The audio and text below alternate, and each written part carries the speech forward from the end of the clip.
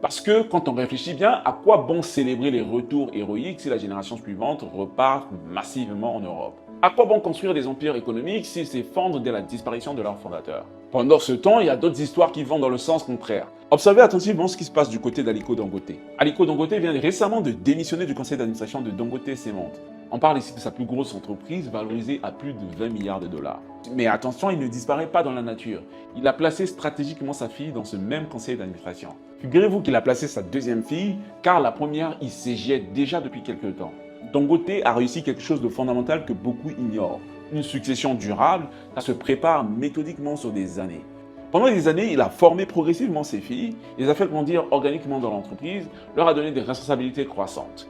Aujourd'hui, elles ne sont pas encore CEO de ces différentes entreprises, mais elles siègent là où se prennent les vraies décisions stratégiques. La réalité brutale que je vous partage dans cette vidéo nous oblige à repenser complètement notre définition traditionnelle de la réussite entrepreneuriale. Peut-on vraiment prétendre avoir réussi si notre œuvre ne nous survit pas? Peut-on sérieusement parler de développement continental durable si chaque génération doit tout recommencer depuis zéro? Sans une relève préparée et motivée, même les plus grands succès individuels meurent inévitablement avec leur créateur.